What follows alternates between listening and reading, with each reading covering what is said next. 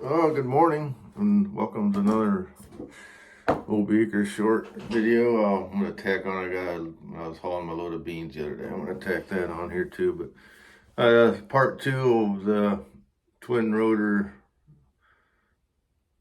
comparison, or why I like them. I said the other day about this, the rotors, and I'll go back. I always wanted a twin rotor, a New Holland cup. I always thought they were, when I was younger, you just look, oh, I just think it looks neat. But then you start realizing the benefits of it. But I never had one because I was always afraid. We never had a good dealer around here. I always had to drive like an hour, but to get parts, or always had a John Deere dealer in town and Case H dealer a half hour away, but I always had John Deere's for that reason. Well, I always had older ones too, so I needed parts, but I never had. I keep my stuff, I think, pretty good condition. Man, I have breakdowns, but as I got older, I just said, I'm going to own one just to see if I like it or not, because I always wanted one, and I wished I would have owned one sooner, because it's like I said before about the beans, and as you get older, you just want to do. I don't worry about the other stuff as much, because the other thing is these John Deere dealers just keep getting bigger and bigger, and then you got more and more models. And I had a 9500 for several years, and it was a good machine. I liked it, other than soybeans. I just hated that thing. You'd either have to speed it way up to get the soybeans to go through, and it would just grind the hell out of them, because it would just lug really bad. Even in dry beans, I mean, you still had to I'd have to speed the cylinders up, but I'd have to put it in high speed gearbox to get it to feed good. And I had a 6620 Titan 2 before that, and that thing wasn't as bad as the 9500 was, but 9500 by far was a better machine. I mean, it fun to run, easy to run, and nice cab, but I just never liked it in soybeans. But like I said, I wish I would have had a New Holland earlier. But, I worked full time, and I built my farm up to what it is, to buy land and get to where I'm at. And when you're working full time, you don't want to have to run an hour after parts. And I had older machines, so that's probably the reason. But I still wished I would have had one, because, well, I'm kind of the type of person, I don't like to do what everybody else is doing. I like to think out of the box, and everybody else around here has John Deere and Case H for the most part, and I don't want to be like everybody else. That's the other reason why I did it, and it's not for a bad reason either. I think they are better machines. I really do. I think they perform better. Now, there's no combine dealer within over an hour from me. There's New Holland dealers they'll get you parts, and I got a mechanic less than an hour away that he'll come to the farm. He worked for a dealer that quit doing it, and he went on his own, and he's phenomenal, and I'm glad to have him. I can call him with any questions. But that's part two of it. And then the other reason I own it is I bought it at the right time.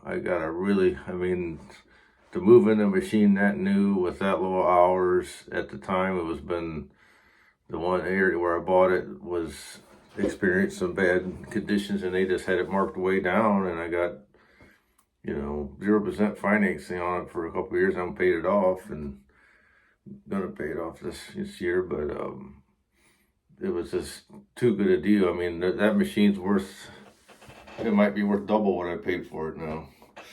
And then I got the headers from a dealer that was the one that went out, that quit selling New Holland stuff, and I pretty much got them for next to nothing too, and they're like brand new.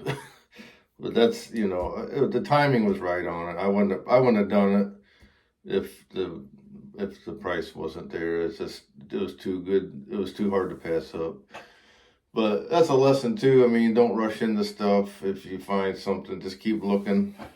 And when the right thing comes along, you got to be prepared to be able to do it. So, but great machine. All these new machines, though, they're not as thick. The metal ain't as thick, so they wear out a little faster. You got to keep on that. But I've kept up on that, replaced some stuff.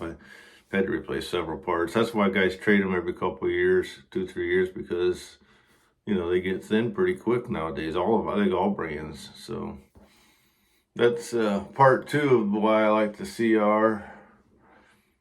And I can't compare it to the new rotors, but I know I've talked to several John Deere. I mean, I know a lot of people that own John Deere rotors. I know a lot of people that own Case IH rotors. And every one of them tells me they can't get the pods out of the bin. Don't know why. They said, I can adjust it, I just can't get the pods out of the bin.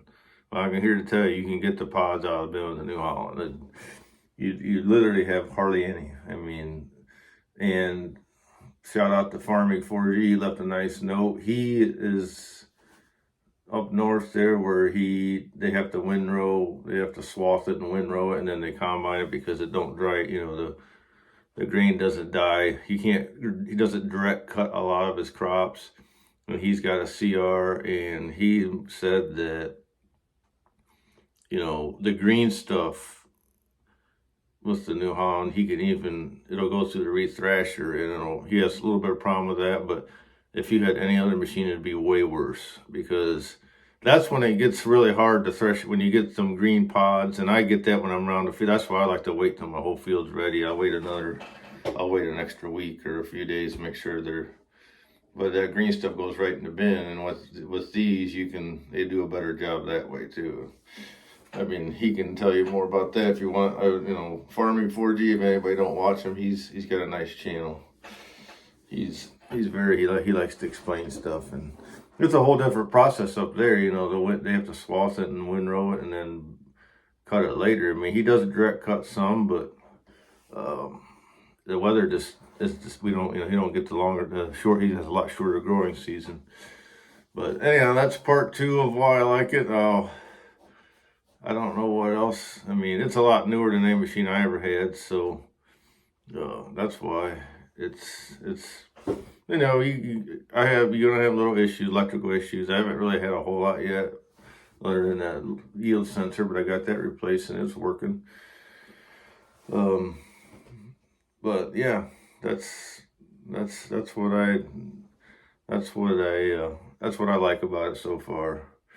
Like I say, all the rotors are fine. You can, the little pods in the bin don't hurt anything, but I see people come in the elevator with the whole, 10% pods. It's just ridiculous why they can't turn their fan speed up.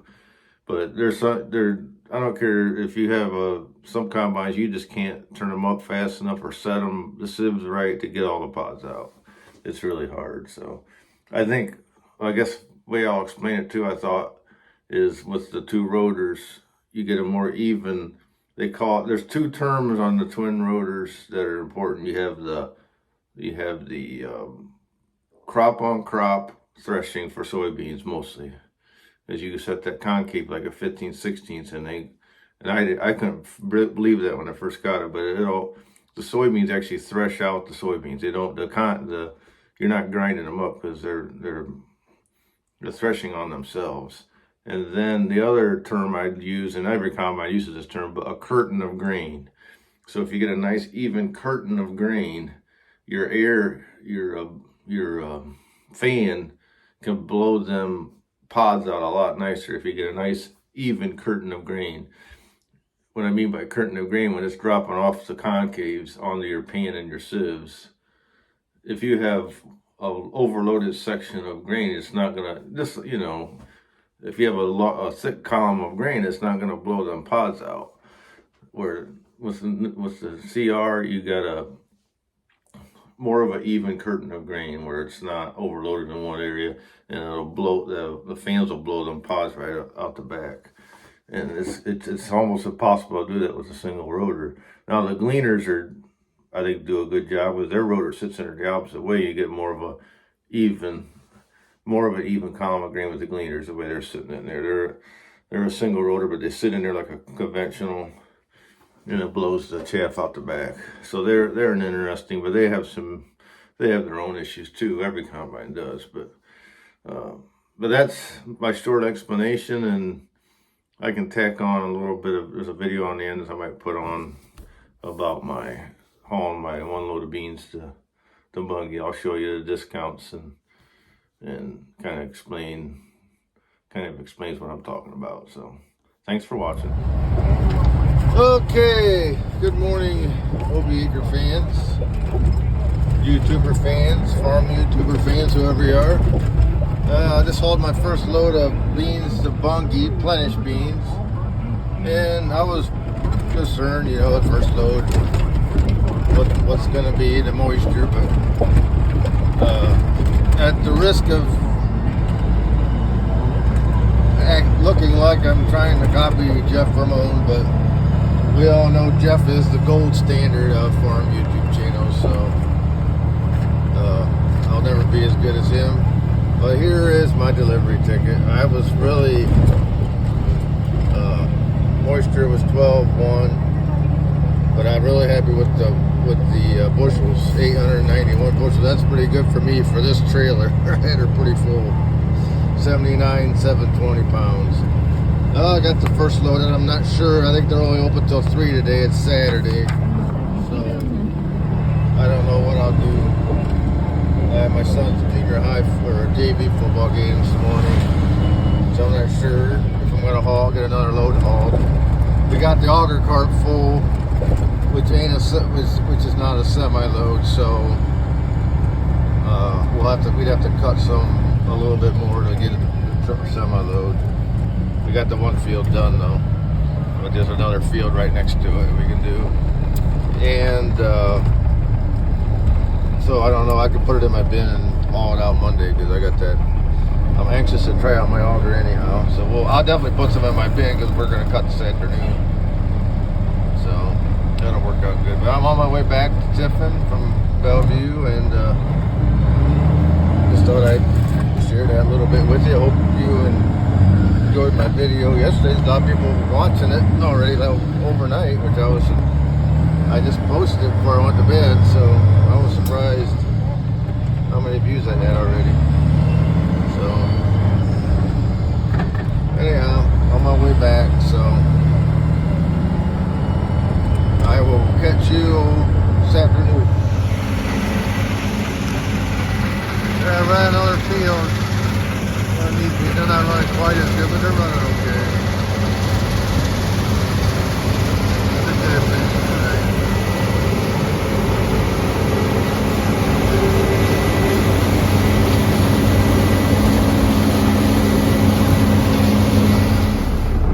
Oh, good morning.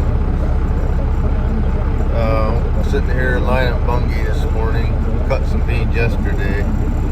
Today's Tuesday, October something, 3rd, I think it's 3rd. We finished another field, 30-acre field. We cut that last night. Got a couple loads to haul in. They didn't run. I thought they were going to run better than the other field that we cut, but this goes to show you that this, because it looks good from the road, don't mean it's. I mean, they run good. About like the first field we cut. But anyhow, I'm in here. I got these Plenish beans and waiting in line here at Buggy. Not very many people here. It shouldn't take me long. I got another load to haul when I get back. I'm gonna try to cut this afternoon. It's supposed to be nice all week. I should get caught up on beans this week. The ones that are ready. Then I don't know if the next ones will be ready by the end of the week or not. But I got one little field over there to cut yet, and I got another one at home, and then I don't think I have any that are ready. I'll have to go look after that. May switch to corn if I ain't got nothing else to do. But driving my truck, I really like having my truck back, and it seems to have more power for some reason. I don't know why. But I guess that's because I used to driving them other trucks, but I got a heck of a load on here today. This is as many beans as I've ever had on here. I got over 900 bushel on here of beans for a 34-foot trailer. That's pretty good. So the test weight, I don't know. They must be. I didn't think I could get that many beans on here, but the last one I had 891, and this one's got more on. So to get my contract full here, I got to haul 100 30 acres worth of beans in here, and I got some contracted, so I'll get that full and then some. And then the rest of them I did. Hopefully they don't fit. But my last beans, my third variety, the 3-4 bean, they look the best. So we'll see if they run better. I don't know. Some of them, it was the wet weather that hurt some of them, but I mean, they're still running good. I can't complain. 4 or 5 years ago, I'd be like ecstatic, and I'm still ecstatic that the price is good. But the last 2 years I've had unbelievable yields, and it's hard to, I guess you come to expect that. It's just a little wet when we planted it, but they're still running really good. But I talked about humble haymakers want me to discuss why I like the CR. I did a little video yesterday on it. I want to put that on here. I want to add that, I had John Deere's my whole life. The only reason I had them because I had a dealer in town. The only dealer I had in town that sold combines to get parts. Well, my 9500 was getting old enough that it didn't matter. Whenever I went in there for parts, they didn't have them anyhow. I got the other dealer. It's like, well, that don't really help me. So I never need that many parts because I always kept up on stuff. But once in a while, my John Deere was getting pretty old. But I don't worry about. I used to always worry about that, but I don't worry about it anymore. I farm full time, so if I got a breakdown, I don't farm a ton. So if I have a breakdown, I just go. If I got to drive an hour to get parts, that ain't no big deal. And I get the closest combine service dealer is Apple Farm Service. If you want parts that day, they have a bunch of parts for New Holland and Case Age, and I don't mind driving there. They have them. They got like 5 dealerships, and they got all kinds of parts. But I can get them locally, 20 minutes away. But I usually got to order them. So it depends how big a hurry I'm in for them, I guess. And my mechanic, he can get parts for me too. So the combine's running good. The only problem we're having is the cutter bar plugs up, and it's in the when I'm no-tilling in the corn stalks, and it seems to be. It makes sense. It's worse. It's been worse since I went to the Kinsey beam painter because it don't chop it up as nice as my no-till drill used to. That's why guys go to these vertical tills. But what I want to try to do this fall, if I can, maybe this week I'll do some. I want to no-till some cover crop with my drill into the corn stalks, and that'll chop it up. That'd be really nice. Otherwise I'll have to disc it or something. I don't really want to do that. But the problem is also the corn stalk does not, when I want to no-till beans into it, it don't dry out in the spring. It just lays wet forever. So this will help that too. But anyhow, there's nothing much more going on than that. I got them off last night, and I got my wood burner almost installed. I worked on that. I got it all done, except for I got to wire the thermostat into I'm using my existing thermostat. I got to hook that up. Then I'm ready to pressure test it and see if it had any leaks. It's getting cold. We got down to 33 last night. We had a light frost, so we're getting colder. For this time of year, it's awfully cold. So I'm glad I don't have any beans that are like still really green yet. There's some around. I don't know how hard a frost that you need to kill them, but it's getting really cold tonight. But I'm hoping to get. I should get I should get my beans off this week, that's ready. We'll see. But I got like 5 trucks ahead of me, so I should be dumping here in 20 minutes or so. It takes like 5 minutes a truck to dump usually. So nothing more exciting happened. Austin helped me last night. I had a meeting in the afternoon, and he helped me come out and cut. But I really appreciate all the subscribers. I get some new subscribers, but I'm really anxious to watch the Grumpy Farmer try out his new CR combine. I want to hear how he does, and I hope he really likes it. And if I don't know if he watches my videos, but I'm sure he'll figure it out. But it's a learning curve. I don't know. It's a little different from his John Deere, I'm sure. So I'm anxious to watch to see how he likes it. So anybody likes this video, give it a thumbs up, and thanks for any comments. I'll answer them, and thanks for watching.